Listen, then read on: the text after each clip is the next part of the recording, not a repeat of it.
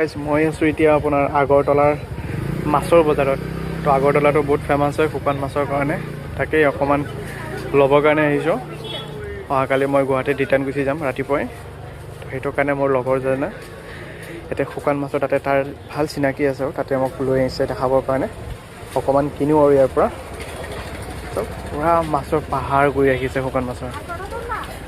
এই বজাৰখনৰ হেনো এই দোকানখন মানে কি আটাইতকৈ পুৰণি দোকান আৰু আটাইতকৈ ফেমাছ দোকান।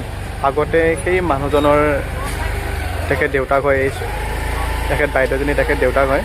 তেখেতে আগতে চাইছিলে, তেখেতৰ মৃত্যুৰ পিছত বৰ্তমান তেখেতৰ ছোৱালীয়ে দোকানখনত বহে। চাওক কি কিমান মাছ ইয়াতে ৰাখি থৈ দিছে। মই যি পাৰোঁ ল'লোঁ বাৰু, পেকিং কৰিব দিছোঁ, পেকিং কৰি আছে যিমান পাৰে।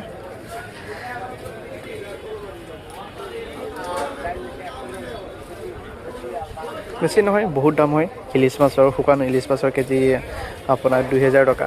তাৰপিছত এইটো এটা আছে আপোনাৰ লটি মাছ বুলি, সেইটোত আপোনাৰ 600 নে 700 টকা। তাৰপিছত এটা পুঠি মাছ ল'লোঁ, যিটো আপোনাৰ চিতল চাটনিটো যে খাই যে, সেইটো আপোনাৰ পুঠি মাছটোৰ কেজি 800 টকা। তো সেনেকৈ 2-3টা মাছ অলপ অলপ মানে পেকিং কৰিবলৈ দিছোঁ আৰু।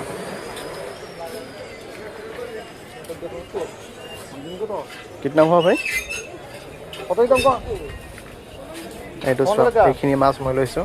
চিতল 200 টকা, টংৰা 200 টকা, লাটি 160, ইলিচ 580। দেখিছে, ইলিচ 290 580, আৰু এইটো চন্দনা 330। টোটেল 1470 মাছৰ বিল হৈছে। জবৰদস্ত গিয়া অনলাইন হবে না? এইটো উপৰে হ্যাঁ হ্যাঁ হ্যাঁ, ঠিক আছে, ঠিক আছে। 1400 জানা